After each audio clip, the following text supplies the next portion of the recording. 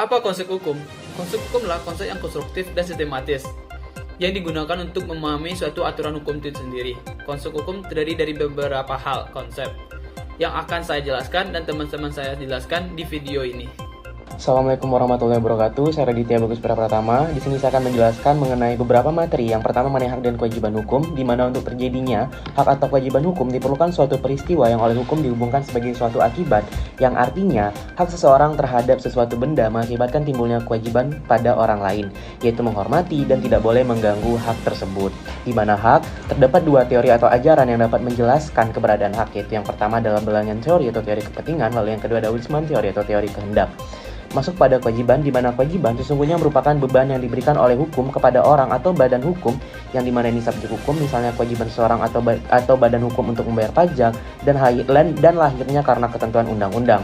Dalam teori ilmu hukum, kewajiban dibedakan dalam 6 kelompok, yaitu yang pertama ada kewajiban mutlak, kewajiban nisbi, kewajiban publik, kewajiban perdata, kewajiban negatif, dan kewajiban positif. Masuk pada subjek dan objek hukum, di mana subjek hukum adalah segala sesuatu yang menurut hukum dapat menjadi pendukung atau dapat memiliki hak dan kewajiban, misalnya manusia dan juga badan hukum.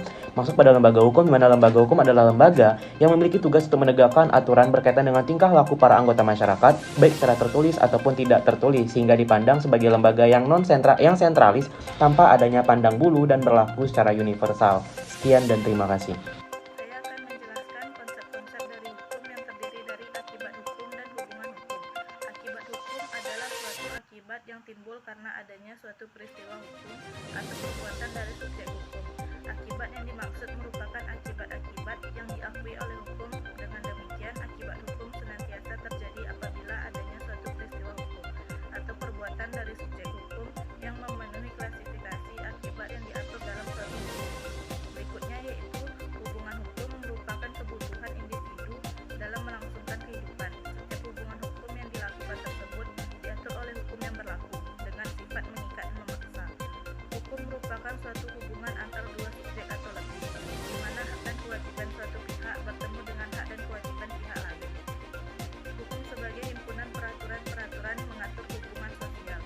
Hubungan hukum memberikan suatu hak kepada subjek hukum untuk berbuat sesuatu atau menuntut sesuatu yang diwajibkan oleh hak itu, serta terlaksananya kewenangan atau hak dan kewajiban yang dijamin oleh hukum. Sekian, terima kasih.